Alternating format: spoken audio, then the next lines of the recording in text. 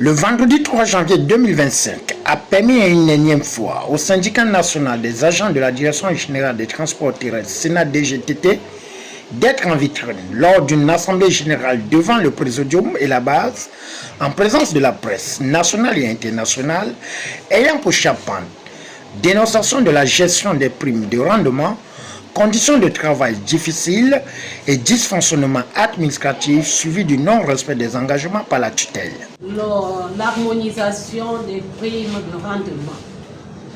Dans son interview, le ministre a signalé que c'est toutes les entités qui contribuaient au paiement de cette prime. Force est de constater dans nos différents courriers ou les appels de fonds, il n'est nullement question des autres entités, à savoir la DGCR et la météo. Lorsque le ministre est arrivé dans notre ministère, il a dit qu'il devait instituer les prix. Or, il avait trouvé un arrêté, le 0011, qui permettait à chaque entité, à chaque administration, de générer des fonds.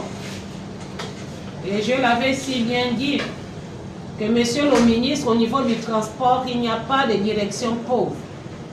S'il y a des directions pauvres, c'est que les autorités même le veulent. Pourquoi les autorités le veulent? Tout simplement parce que quand ils arrivent dans une administration, ils font ce qui les intéresse.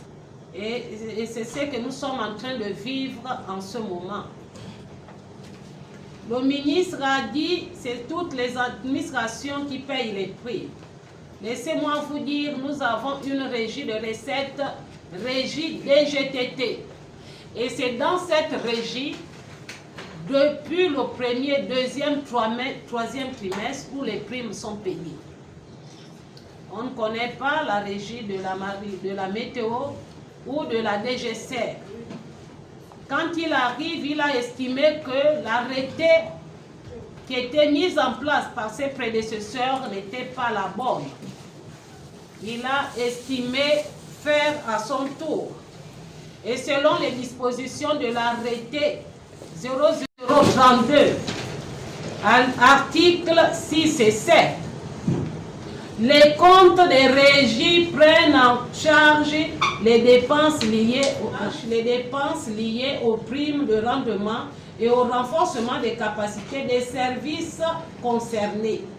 Il n'y aura pas d'enregistrement des dossiers, ni délivrance, ni traitement des dossiers. Après avoir fixé le cap devant la base et la presse, il ressort que l'administration sera paralysée durant 72 heures à partir du lundi 6 janvier 2025. Au finish, la présidente Eugénie Maramba traduit un spectre noir et la situation injuste des travailleurs des agents intérimaires non confirmés depuis environ 5 ans.